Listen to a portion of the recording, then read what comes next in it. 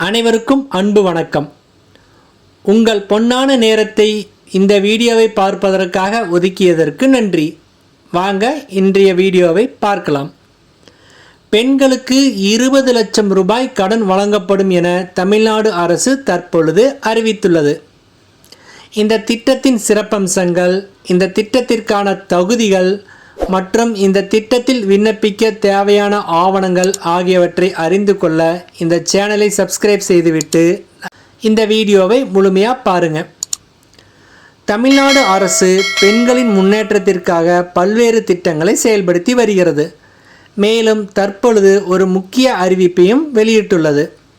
இந்த அறிவிப்பின்படி 2025-26 ஆண்டிற்கு கிராமப்புற சுய உதவிக்குழு உறுப்பினர்களுக்கு தொழில் அபிவிருத்தி செய்ய வட்டி மானியத்துடன் கூடிய பிணையில்லா கடன் வழங்கிட விண்ணப்பங்கள் வரவேற்கப்படுவதாக அறிவித்துள்ளது.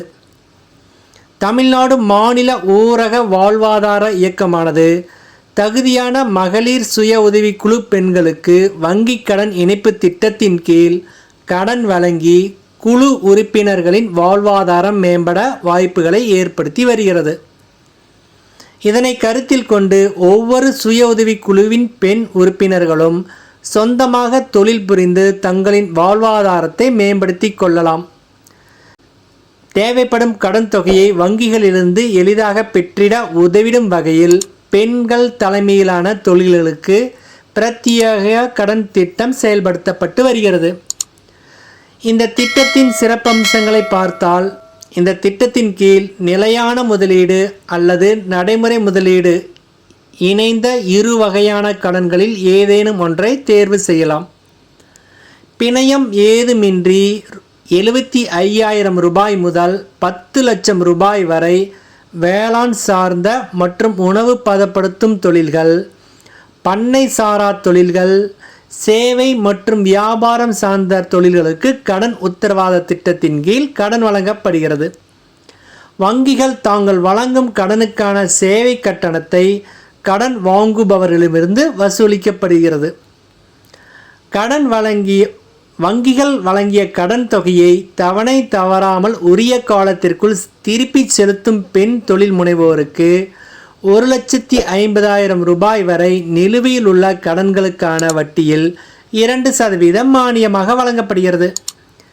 இந்த திட்டத்தின் கீழ் 5 லட்சம் ரூபாய் வரையிலான கடன்களுக்கு 5 ஆண்டுகள் வரை பயனாளிகளிடமிருந்து வங்கிகள் வசூல் செய்யும் கடன் உத்தரவாத கட்டணங்களை திரும்ப பெற வழிவகை செய்யப்பட்டுள்ளது. இந்த திட்டத்தில் பயன்பெறுவதற்கான தகுதிகள் என்னென்ன என்று இப்பொழுது பார்க்கலாம். ஏற்கனவே தொழில் முனைபவராக இருக்க வேண்டும்.